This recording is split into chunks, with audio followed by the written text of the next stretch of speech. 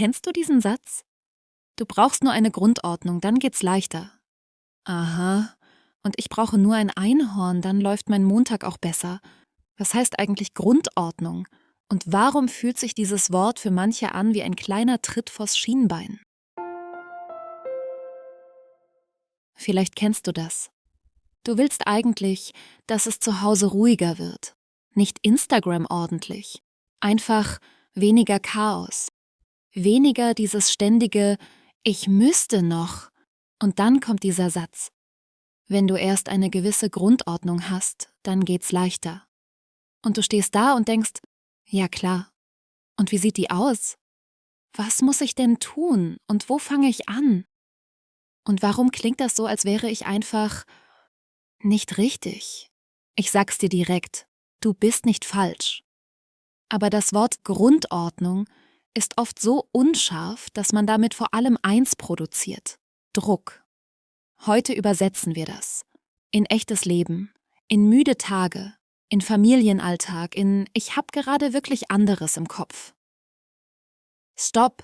Druck raus! Grundordnung ist kein Charaktertest. Stopp! Bevor wir über Ordnung reden, Grundordnung ist kein Charaktertest und auch kein Beweis, ob du es im Griff hast. Und lass uns ein Missverständnis direkt aus dem Weg räumen.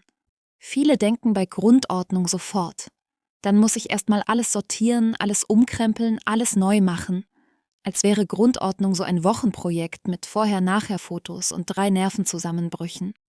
Aber Grundordnung bedeutet nicht alles auf einmal. Grundordnung bedeutet genug Luft, damit ein System überhaupt funktionieren kann. Und genau an der Stelle kommt dieser Satz, der für viele wie ein Stoppschild ist. Wenn bei radikal ausmisten dein Kopf sagt: Und tschüss, ich fühl das.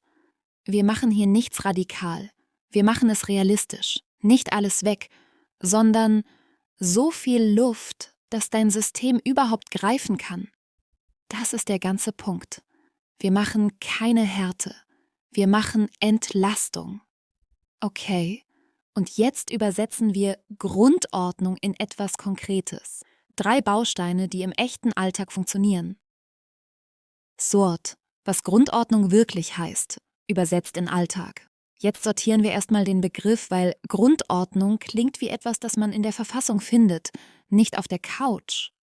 Also nicht Theorie, sondern wie sieht das bei dir zu Hause konkret aus, wenn du müde bist und trotzdem nicht untergehen willst? Perspektivwechsel. Stell dir vor, dein Zuhause ist kein Museum. Es ist ein Bahnhof. Menschen kommen rein, Sachen kommen rein, Tage kommen rein. Und wenn du ein Bahnhof bist, brauchst du keine Perfektion. Du brauchst Wege, Haltestellen und eine Rückkehr, wenn's voll wird und alles durcheinander gerät. Und genau das ist Grundordnung. Für mich heißt Grundordnung nur 3 Dinge. Erstens, Heimatplätze. Die wichtigsten Dinge haben eine feste Adresse, nicht für alles. Nur für das, was dich sonst täglich nervt, weil du es suchst oder dauernd drüber stolperst. Zweitens, Pufferstellen. Das sind erlaubte Zwischenparkplätze. 1 bis 2 Stellen, wo Dinge kurz landen dürfen, ohne dass sofort alles kippt. Wie ein kleiner Parkplatz fürs Leben, nicht schön, aber schlau. Drittens, Rückkehr statt es bleibt so. Das ist der wichtigste Satz. Ordnung bedeutet nicht es bleibt so, sondern ich finde schneller zurück. Weil es immer Tage gibt, an denen alles kippt.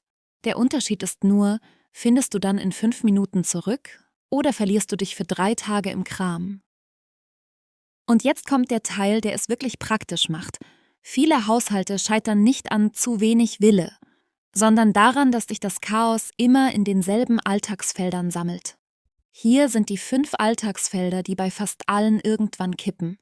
Ankommen, Schuhe, Jacken, Taschen, Schlüssel. Papierkram, Post, Schule, Termine, Rechnungen. Wäsche, sauber, halbwegs. Ich bin kurz raus. Küche und Leergut. Tassen, Flaschen, Snacks. Alltagskram, Spielzeug, Ladegeräte, wo kommt das her? Und bevor dein Kopf jetzt sagt, super, 5 Baustellen. Nein, du musst nicht alle lösen. 1 reicht. Und jetzt die Übersetzung von Grundordnung in einen Satz. Grundordnung heißt, Für jedes Alltagsfeld gibt es eine erste, einfache Landestelle. Nicht perfekt einsortiert, nur es landet erstmal richtig. Step 2 Minuten. Eine Landestelle. Das zählt. Heute machen wir nur einen Schritt. Kein Großprojekt. Step. Gib mir 2 Minuten. Wir bauen eine Landestelle für ein Alltagsfeld. Schale, Korb, Haken oder Box. Wähle ein Alltagsfeld. Ich empfehle Ankommen oder Papierkram, weil das sofort den Kopf beruhigt. Und dann kommt die wichtigste Regel. Stell die Landestelle dahin, wo deine Hand sowieso alles ablegt. Nicht dahin, wo es schöner aussieht, sondern dahin, wo du wirklich lebst. Beweis und Alltag. Okay, jetzt der Beweis. Nicht theoretisch, echt. Miniszene aus dem Alltag. Du kommst nach Hause, Tasche in der Hand, Schlüssel, Post, Jacke landen irgendwo, wo gerade Platz ist. Wirkzeichen. Mit einer Landestelle musst du nicht jedes Mal ein inneres Meeting einberufen. Wohin mit der Post? Wohin mit der Tasche? Wo sind die Schlüssel? Du hast eine Antwort. Immer dieselbe. Und das ist der Punkt. Wenn dein Kopf weniger Mini-Entscheidungen treffen muss, entsteht automatisch weniger neues Chaos. Weil Chaos oft da wächst, wo ständig entschieden werden muss. Minitest, 10 Sekunden. Kann ich heute beim Reinkommen 3 Dinge mit einer Bewegung ablegen? Schlüssel, Tasche, Post. Wenn ja, das ist Grundordnung, nicht perfekt, aber funktional. Und funktional ist schon richtig gut. Wenn nein, dann ist das keine Schwäche, dann ist es ein Hinweis. Entweder fehlt die Landestelle noch oder sie steht noch nicht da, wo dein Alltag wirklich stattfindet. Und jetzt kommt das Justieren, ganz praktisch.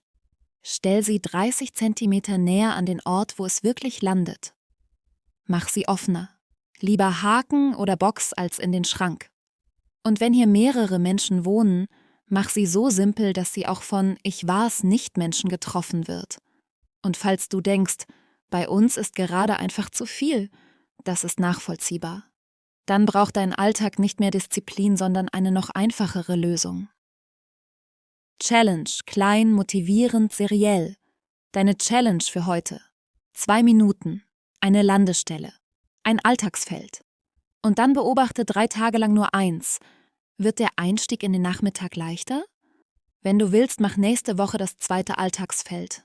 Aber heute reicht 1. Wirklich.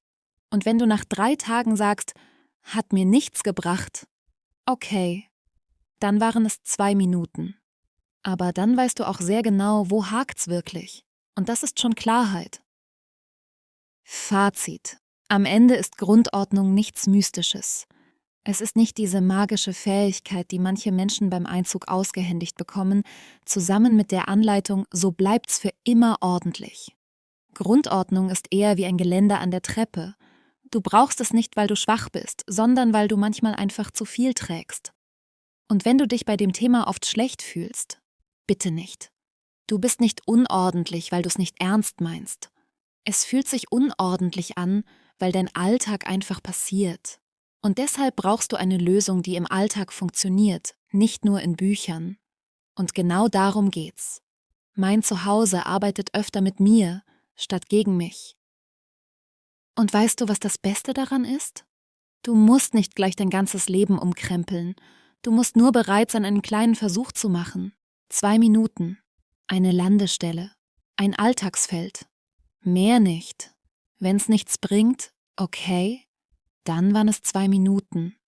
Wenn's was bringt, dann hast du gerade den Schalter gefunden, der dein System anschaltet. Und das ist eine verdammt gute Investition.